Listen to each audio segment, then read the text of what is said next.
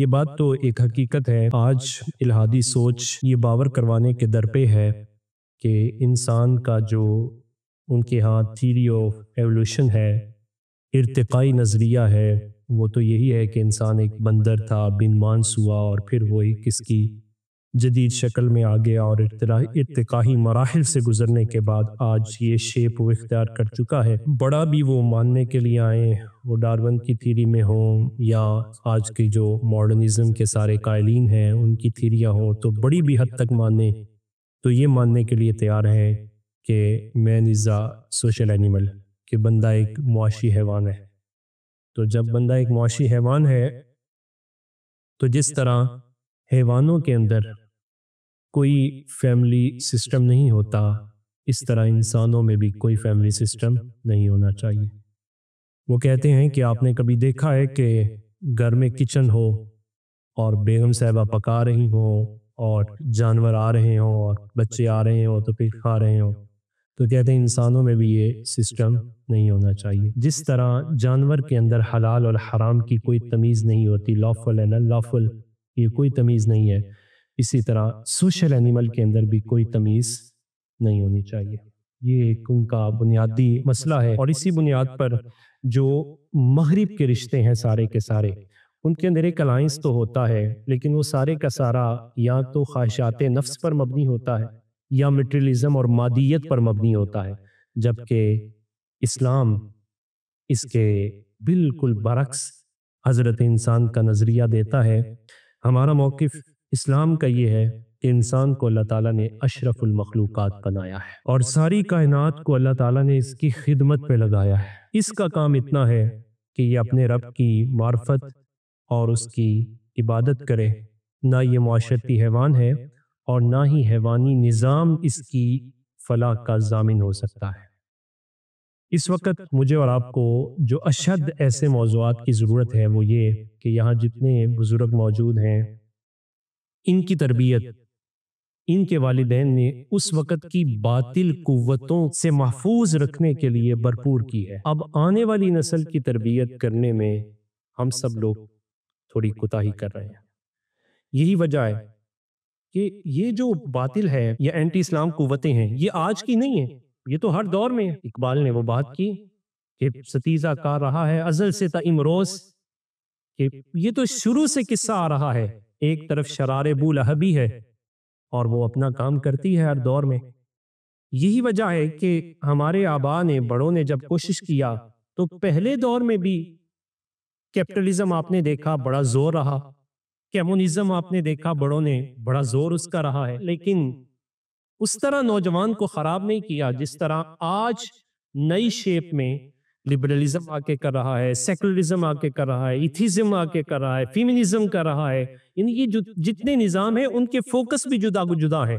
بڑوں کے لیے ٹارگٹ بنانے کے لیے انہوں نے علیحدہ نظام رکھا ہے، جوانوں کو ٹارگٹ کرنے کے لیے علیحدہ ان کے نظریات موجود ہیں، خواتین کو ٹارگٹ کرنے کے لیے علیحدہ نظریات موجود ہیں۔ تو پھر ہماری ذمہ داری یہ بنتی ہے کہ ہم کم از کم پہلی بات تو یہی ہے کہ ان باطل قوتوں کے بارے میں خود آگہی حاصل کریں۔ پتر کرو جان لگے نا تو ماں پیو پہلے کہندا ہے پتر نیرا ہون تو پہلے کار آ جائیں تے سیدھے سیدھے رستے آئیں، شارٹ کٹ راتی نہ ماری، جانے سے پہلے بتاتے پتر وہ رستہ اختیار نہیں کرنا، ادھر گدلا پانی ہے، ادھر کے بارے میں سنا ہے کہ وہ راستہ محفوظ نہیں ہے۔ تو جس طرح دنیا کے غیر محفوظ راستوں کے بارے میں مطلع کرنا ماں باپ کی ذمہ داری ہے، دین کے غیر محفوظ راستوں کے بارے میں بتانا بھی ماں باپ کی ذمہ داری ہے۔ ہمارا المیہ یہ ہے کہ ہم نے یہ ذمہ داری ساری کی ساری مولانا کے سپرد کر دی۔ اگر وہ بھی نہ کریں تو پھر سوشل جتنے بھی ہمارے سورسز ہیں وہ فتنوں کے ہاتھ میں ہیں، اور فتنے پھر غلط راستوں پر ہماری نوجوان نسل کو اور پوری سوسائٹی کو لے کے جا رہے ہیں۔ ہم نے اسی تناظر میں آج یہ بات کرنی ہے کہ جناب سیدنا صدیق اکبر رضی اللہ تعالیٰ عنہ آپ نے اس دور کے فتنوں کے مقابلے کے لیے اپنے خاندان کو پروان بھی چڑھایا، اور ان کے اندر جو میوچل انڈرسٹینڈنگ تھی، جو کوارڈینیشن تھا، وہ کتنا خوبصورت تھا، ہم آہنگی کیسی تھی۔ وہ کوئی معمولی دور نہیں ہے جس طرح بالکل آج اگر دیکھیں یہ کفر کا نظام ہے اور ظلم کا نظام ہے کہ اگر باپ یا بھائی کوئی بندہ کسی کو آپ نے اپنی گرفت میں لینا ہے اور اس کو گرفت میں لیتے لیتے آپ پورے کے پورے خاندان پہ مصیبتوں کے پہاڑ توڑ دیتے ہیں، یہ نظام اسلام کا نظام نہیں ہے۔ جناب سیدنا صدیق اکبر رضی اللہ تعالیٰ عنہ کے مقابلے میں بھی جو کفر کا نظام تھا وہ یہی تھا کہ سیدنا صدیق اکبر رضی اللہ تعالیٰ عنہ نے نبی پاک صلی اللہ علیہ وسلم کی معیت جب اختیار کی تو صرف خود اس پاداش میں اور اس دھوپ میں نہیں جلنا پڑا بلکہ پورے خاندان کو جلسنا پڑا۔ لیکن کمال صدیق اکبر رضی اللہ تعالیٰ عنہ کی کہ آپ نے پورے خاندان کو تیار کیا۔ اتھے بڑے بڑی سوکھی کہنے نے دین تے عمل کرنا ان بڑا مشکل ہو گیا، جی منڈے مندے نہیں، جناب آپ نے تربیت نہیں کی، آپ نے جو اپنی ایموشنل انویسٹمنٹ تھی وہ نہیں کی، آپ نے جو ریلیجیس ذمہ داری تھی وہ ادا نہیں کی، اصل میں بچے اس طرح مضبوط نہیں ہوئے۔ وگرنہ آئیے صدیق اکبر رضی اللہ تعالیٰ عنہ مصطفیٰ جان رحمت صلی اللہ علیہ وسلم کی بارگاہ میں حاضر ہوتے ہیں اور حاضر ہو کے عرض کرتے ہیں حضور اب مکہ میں نہیں رہنا چاہتا، اگر آپ اجازت دیں تو میں مدینہ یا حبشہ کی طرف ہجرت نہ کر جاؤں؟ جان رحمت صلی اللہ علیہ وسلم فرمایا ابو بکر نہیں، باقی تو جا سکتے ہیں، تو نہیں جا سکتا، آپ جائیے، ابھی اذن ربی نہیں آیا۔ صدیق اکبر رضی اللہ تعالیٰ نے کہا میں نے یہاں سے خوشبو محسوس کر لی کہ اذن آنے والا ہے، اذن آنے والا ہے۔ گھر پہنچے تو جا کے اس وقت آپ کی زوجہ موجود نہیں ہے اور بڑی صاحبزادی جناب اسماء رضی اللہ تعالیٰ عنہ ہے، چھوٹی جناب سیدہ عائشہ رضی اللہ تعالیٰ عنہ ہے، جناب عبد الرحمن بن ابی بکر موجود ہیں اور جناب عامر بن فہیرہ جو غلام ہے وہ موجود ہیں۔ سب کو کال کیا، دیکھیں میوچل انڈرسٹینڈنگ کیا ہے، اور اپنی فیملی کی آرگنائزیشن اور اس کو ریلیجیس اعتبار سے سٹرونگ کرنے کے لیے ایک خاندان کے سربراہ کا کیا درجہ ہوتا ہے اور اسے کیا کرنا ہوتا ہے، جناب صدیق اکبر رضی اللہ تعالیٰ عنہ وہ کردار ادا کرنے لگے ہیں۔ آپ نے سب کو کال کیا اور کہا کہ میں یہ پلان کر چکا ہوں اور اس پلاننگ کے لیے میری زندگی کا ایک ہی مقصد ہے کہ صدیق کے لیے خدا اور اس کا رسول بس، آپ کا کیا پروگرام؟ تو سب نے بیک زبان ہو کر جواب دیا ابا جان آج تک آپ نے تربیت کی تھی، ہمیں یوں لگتا ہے اب اس تربیت کو دکھانے کا وقت آ گیا ہے۔ جناب سیدنا ابو بکر صدیق رضی اللہ تعالیٰ عنہ نے ایک اونٹنی حضور علیہ السلام کے لیے خریدی اور ایک اپنے لیے، اور دونوں کا کہا کہ ان کی اب آپ تربیت کیجئے اور ان کی دیکھ بھال کیجئے، انہیں لمبے سفر کے لیے تیار کیجئے۔ اور جناب عبد الرحمن اور جناب فہیرہ کو پورا وہ جو سیکریسی سسٹم ہے جناب سیدنا ابو بکر صدیق رضی اللہ تعالیٰ عنہ خود سکھاتے۔ جناب اسماء رضی اللہ تعالیٰ عنہ ان کو پھر باور کروایا، اسماء تجھے معلوم ہے باپ کا راز راز ہوتا ہے؟ کہا ابا جان بالکل، فیملی کا راز راز ہی ہوتا ہے۔ اب یہ جملہ کیوں بولا؟ علماء فرماتے ہیں مصطفیٰ کریم کے رازدار ہے صدیق اکبر، اور صدیق اکبر اور رسول اللہ کی رازدار ہے جناب اسماء، انہیں یہ کل کو مقام ملنے والا تھا۔ اور جناب اسماء رضی اللہ تعالیٰ عنہ کی تربیت، ماں موجود نہیں ہے، جناب صدیق اکبر رضی اللہ تعالیٰ عنہ باپ بن کے یہ تربیت کرتے ہیں۔ علماء نے لکھا اگر باپ ماں بن جائے نا تو پھر جو بڑی بیٹی ہوتی ہے نا وہ بھی بیوی والا کردار ادا کرتی ہے، زوجہ کی نیابت کو پورا کرتی ہے۔ یہی وجہ ہے کہ جناب صدیق اکبر رضی اللہ تعالیٰ عنہ کو پورے سفر میں اپنی رفیقہ حیات کی کمی محسوس نہیں ہونے دی۔ جناب اسماء رضی اللہ تعالیٰ عنہ آپ نے پوری طرح اپنے آپ کو پیش کیا، اپنے چھوٹے بہن بھائیوں کی تربیت اور ان کی ساری نگہداشت کی ذمہ داری کو بھی قبول کیا، اور اپنے والد ماجد سے کہا کہ آپ اس معاملے میں بالکل بے فکر ہو جائیں اور آپ اپنی تیاری کو شروع کیجئے۔ یہ بات بھی حقیقت تھی، جناب اسماء رضی اللہ تعالیٰ نے اس بات سے آگاہ تھی کہ ہم پر کیا پریشر آئے گا جب جناب سیدنا ابو بکر صدیق رضی اللہ تعالیٰ حضور کے ساتھ جائیں گے۔ حق کے ساتھ کھڑا ہونا اتنا آسان نہیں تھا اور حق کو قبول کر لینا بھی اتنا آسان نہیں تھا۔ وہ شورش تو دیکھیے کیا ہے کہ پورے کا پورا کفر ایک طرف ہے اور صدیق اکبر کلمہ توحید کے اجرا کے لیے تنہا میدان میں کھڑے، اور کیفیات کیا ہیں کہ جناب رسول اللہ صلی اللہ علیہ وسلم کے ہجرت کی رات کی اجازت مل گئی، حضور تشریف لائے، تشریف آوری مصطفیٰ جان رحمت کی ہوئی اور صدیق اکبر سے کہا کہ آپ میرے ساتھ چلیں گے۔ عرض کیا حضور میں تو پہلے انتظار میں تیار بیٹھا ہوں۔ اٹھنی علی اور چلنے لگے۔ جب چلنے لگے تو اب یہاں پہلی بات کیا آئی؟ رسول اللہ صلی اللہ علیہ وسلم کی معیت میں چلنے کے لیے جہاں اونٹنیاں لی نا، ہجرت کے بعد صدیق اکبر نے مال دیا، وہ تو دیا ہی دیا، ہجرت کی رات بھی سارا مال صدیق اکبر حضور کے ساتھ لے گئے، سارا مال اکٹھا کر جو کچھ موجود تھا وہ سارے کا سارا حضرت اسماء سے کہا اکٹھا کرو، کر دیا۔ اور پھر حضرت اسماء سے کہنے لگے کھانے کے لیے کیا ہے، پینے کے لیے کیا ہے، کہا بھی تیار نہیں ہوا، فرمایا جو کچھ ہے سارا باندھ دو۔ جناب اسماء نے سارا کچھ اکٹھا کیا۔ جب اکٹھا کر لیا تو اتنا مال کو اکٹھا کر لیا تھا کہ پوٹلی باندھنے کے لیے رسی بھی موجود نہیں تھی، پوٹلی باندھنے کے لیے رسی بھی موجود نہیں تھی۔ تو جناب اسماء رضی اللہ تعالیٰ نے اب کیا کیا، اپنے جسم پر کپڑا جس نطاق سے باندھا ہوا تھا نا، ازار بند جسے ہم کہتے ہیں، وہی نکال کے اسے 2 ٹکڑے کیا اور 2 ٹکڑے کر کے کہا ابا جی ایک میں پانی کو باندھ لیجئے، ایک میں توشادان کو باندھ لیجئے۔ دیکھیں تربیت کیا کس لیول پہ جا کے جناب سیدنا صدیق اکبر رضی اللہ تعالیٰ عنہ اپنی اولاد کی کریں۔ یہ ہے دین کی بنیادوں میں مستحکم کردار۔ آج ہم کہتے ہیں دین کمزور ہو گیا ہے، اس وجہ سے کہ ہم کمزور ہو گئے، ہمارا تربیتی نظام کمزور ہو گیا، ہم نے اپنی رسپانسبلٹیز کو اس طرح ادا نہیں کیا۔ ہم نے یہ کہا کہ آسانی سے زندگی سے جان چھڑا لی، دین پہ عمل کرنا بڑا مشکل ہے۔ جناب اسماء سے بڑھ کر اس مشکل کو کون سمجھ سکتا ہے؟ اور پھر جب دیا مصطفیٰ جان رحمت صلی اللہ علیہ وسلم نے وہ پوٹلیاں صدیق اکبر کے ہاتھ میں دیکھی نا تو وہ بھی کریم تھی۔ اللہ فرمایا یہ کیا ہے؟ فرمایا حضور باندھنے کے لیے چیز کوئی موجود نہیں تھی، اسماء نے اپنا نطاق نکالا ہے، 2 ٹکڑے کر کے ایک سے یہ باندھ دیا، ایک سے ایک باندھ دیا ہے۔ تو مصطفیٰ جان رحمت صلی اللہ علیہ وسلم فرمایا آج کے بعد اسماء تو ہے ہی، لیکن ایک اعزاز اس کو یہ ہے کہ رب تعالیٰ جنت میں اس کے لیے نطاقتین کا انتظام فرما دے گا۔ اب رسول اللہ صلی اللہ علیہ وسلم تو تشریف لے گئے، اور آج کے اس سینیریو میں آپ بہت آسانی سے یہ بات سمجھ لیتے ہیں کہ ظالم کو جس بندے کی ضرورت ہوتی ہے اگر وہ بندہ نہ ملے تو گھر والوں کو کیا مصیبت جھیلنی پڑتی ہے، یہ کسی سے پنہا نہیں۔ ابو جہل نے کہا کہ ادھر جناب سیدنا علی المرتضیٰ رضی اللہ تعالیٰ عنہ بستر پر موجود ہیں، ان سے پوچھتے ہیں کہاں ہیں، تو وہ بھی نہیں بتا رہے۔ وہ دوڑے آثار کی نشاندہی پر، اور پھر اپنی وہ جو سکس سینس تھی کہ یہ یقیناً اگر یہاں نہیں تو ابو بکر کو تو پتا ہوگا۔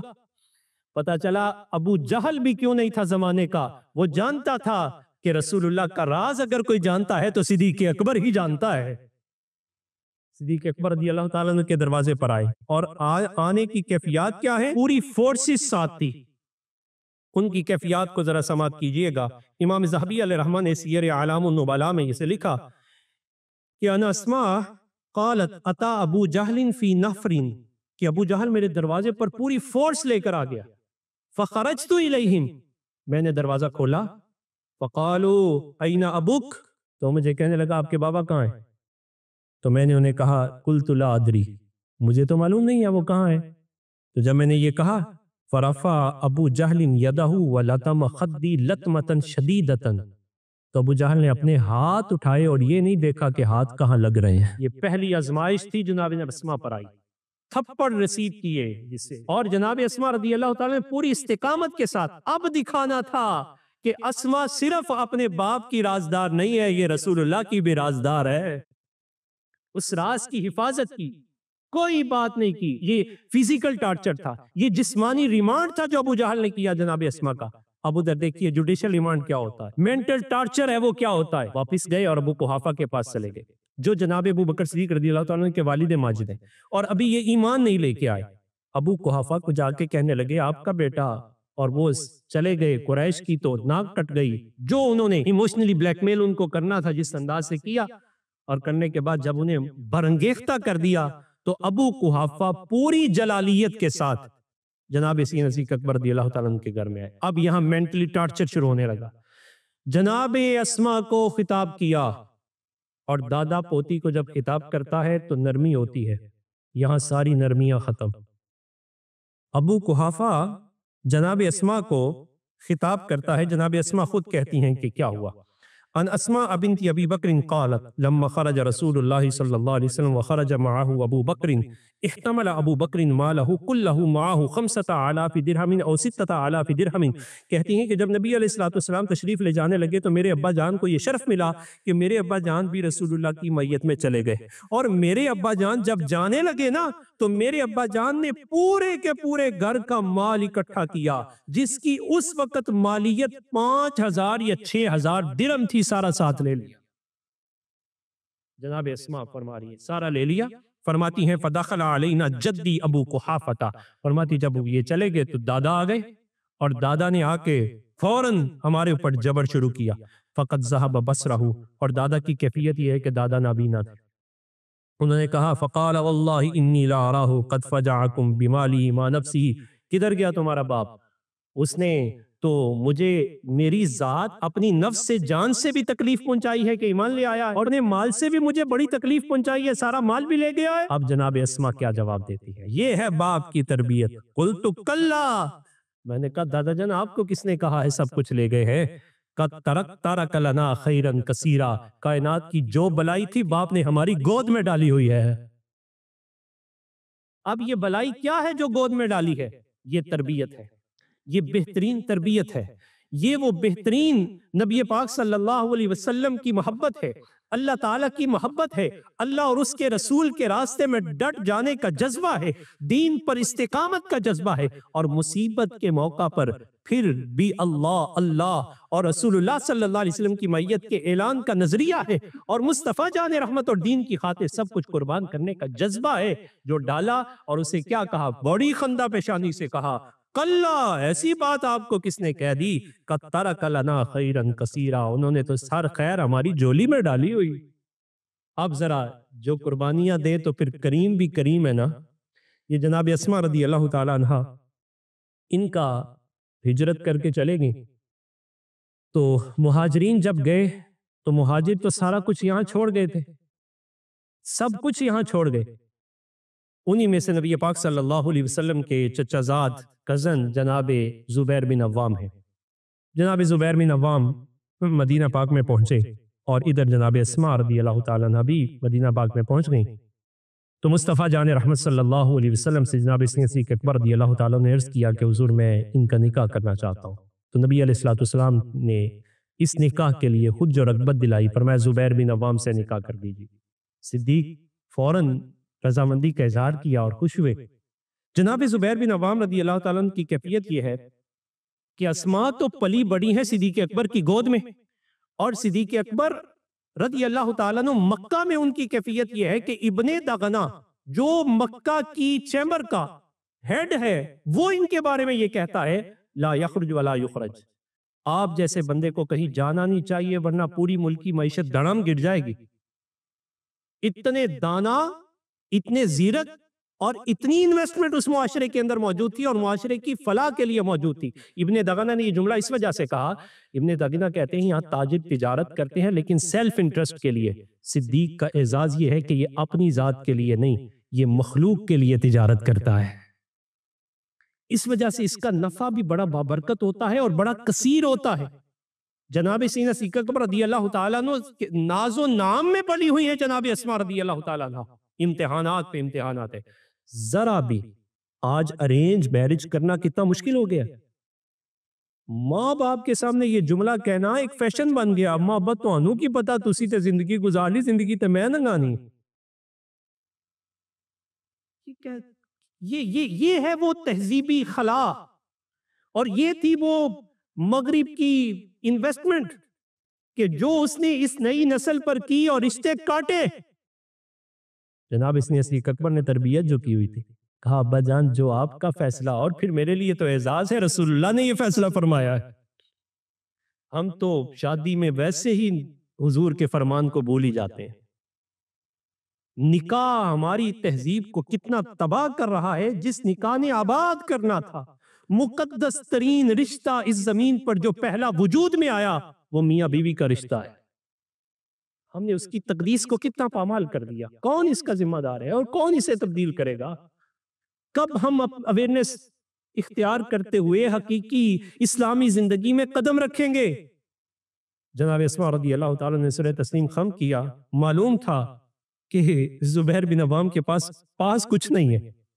اللہ تعالیٰ نے یہ مہربانی فرمائی کہ جب یہ مہاجرین مدینہ پاک میں ہے تو ایک اور پرابلم یہاں ہوئی کہ طویل عرصہ تک جن مہاجرین کی شادیاں ہوئی نا بچہ پیدا نہیں ہو رہا تھا. تو یہودی آپس میں چیم گوئیاں کرتے 80 منتر جادو کر دیتے نے، اے نا دی نسل نہیں ودنی. اللہ تعالیٰ کی شان، رب تعالیٰ نے پہلا بیٹا جناب اسما کو عطا فرما دیا. یہ اسما نبی پاک صلی اللہ علیہ وسلم اتنی خوش تھیں اور اپنے بیٹے کو اٹھایا اور اٹھا کے مصطفیٰ کریم کی بارگاہ میں حاضر ہو گئی. جب جان رحمت نے اس بچے کو دیکھا تو فرمایا سارے جادو توڑ دیتے نہیں، یہودیوں کے سارے طلسم ٹوٹے. اور رسول اللہ صلی اللہ علیہ وسلم پھر ان کا نام رکھا، فرمایا اس کا نام بھی عبداللہ ہے. اور پھر تہنیک کھجور منگوائی، اور کھجور منگوانے کے بعد اپنا لعاب مبارک لگایا، اور لعاب مبارک لگانے کے بعد یہ مدینہ میں پہلا بچہ ہے جسے رسول اللہ نے تہنیک فرمایا ہے، اپنے لعاب کی پہلی خوراک عطا فرمائی. اور پھر ساتھ عبداللہ کے لیے دعا فرمائی، جناب عبداللہ بن زبیر کے لیے. یہ عبداللہ بن زبیر رول ماڈل بنے پھر آگے جا کے. اور پھر اقبال نے بڑی بات کی، اقبال نے کہا مادر زن مادر فولاد جن نہیں سکتی. فرمایا جے ماما چنگیاں ہون تے پتر چنگے ہی ہوندے نے. فرمایا یہ جو عبداللہ بن زبیر میں سب کچھ نظر آیا نا بعد میں، اس میں سارا کمال تھا اسما کا، اور اسما میں سارا کمال تھا صدیق اکبر کا، اور صدیق اکبر میں کمال تھا محمد عربی صلی اللہ علیہ وسلم. فرمایا کہیں منقطع نہیں ہونے دیا، کہا کہیں منقطع نہیں ہونے دیا. اور اس پوری تہذیب کے کنیکشن کو جو مصطفیٰ جان رحمت کے قلب منیر اور تربیت سے آ رہا تھا، جناب اسما نے عبداللہ بن زبیر میں منتقل کیا. حجاج بن یوسف جیسے ظالم اور جابر کے سامنے پوری استقامت کے ساتھ عبداللہ بن زبیر بھی کھڑے رہے. لیکن حضرت اسما رضی اللہ تعالیٰ عنہ کی کیفیات ذرا دیکھیے، چونکہ یہاں زیادہ ضروری باتیں. جناب اسما رضی اللہ تعالیٰ عنہ آپ جب بیٹے کو لے کے واپس آئیں تو ایک دن والد گرامی تشریف لائے. تو والد گرامی جب تشریف لائے تو اسما بنت ابی بکر فرماتی اتت اباہا، میرے ابا جان آئے اور مجھے آ کے کہنے لگے بیٹی کیسا گزر اوقات ہو رہا ہے. چونکہ بچہ پیدا ہونے کے بعد حالات کچھ اور پوزیشن اختیار کر جاتے ہیں، ذمہ داریاں بندے پہ بڑھ جاتی ہیں، تو اب جو نانا ہوتا ہے اس کو فکر پہلے سے بھی زیادہ ہو جاتی ہے. تو انہوں نے سوال کیا تو جناب اسما رضی اللہ تعالیٰ عنہ بات کرنے لگی. بیٹی ہے، اور جب باپ آزما ہی کیوں نہ رہا، اپنی تربیت کو ہی کیوں نہ دیکھ رہا، تو بیٹی اور بیٹی بھی وہ جس نے زوجہ کی نیابت کا کردار ادا کیا ہو، اور پھر باپ جس لجاجت سے پوچھ رہا ہے. جناب اسما رضی اللہ تعالیٰ نے عرض کیا، تو جو عرض کیا تو اب والد گرامی کیا کہنے لگے. کہتے چھوٹا جا، یعنی بڑی توجہ سے یہ بات سماعت کرنے والی ہے کہ جب سسر یا بیٹی کا باپ اپنے داماد کے گھر میں جاتا ہے تو کیفیت کیا ہوتی ہے. ذرا سے شکوہ ملے نا، ذرا سی بات تو کیا ہو جاتا ہے. اب ذرا تربیت دیکھیں کیا ہے. جناب اسما رضی اللہ تعالی عنہا اپنی تو پرواہ نہیں تھی، تو عبداللہ بن زبیر کی طرف اشارہ کر دیا. بابا یہ بیٹے عبداللہ بن زبیر اور زبیر بن عوام تھوڑی مشقت ہے. جب اتنی بات کی نا تو فرمایا ای بنیتی اسبری، بیٹی باپ کے صبر کو بھول گئی ہے. تجھے صبر نہیں سکھایا ابو بکر نے؟ یا بنیتی اسبری فإن الزبیر رجل صالح، تجھے نہیں پتا میں نے تیرے لیے مالدار نہیں صالح بندہ چنا تھا. فإن زبیر رجل صالح ولعلک ان یکون زوجک فی الجنہ، مجھے اتنی امید ہے صالحیت کا نور اس پر اتنا چمکتا ہے اللہ تعالیٰ جنت میں بھی تیری زوجیت کا شرف اور تجھے زوجیت کا شرف زبیر بن عوام سے عطا فرمائے.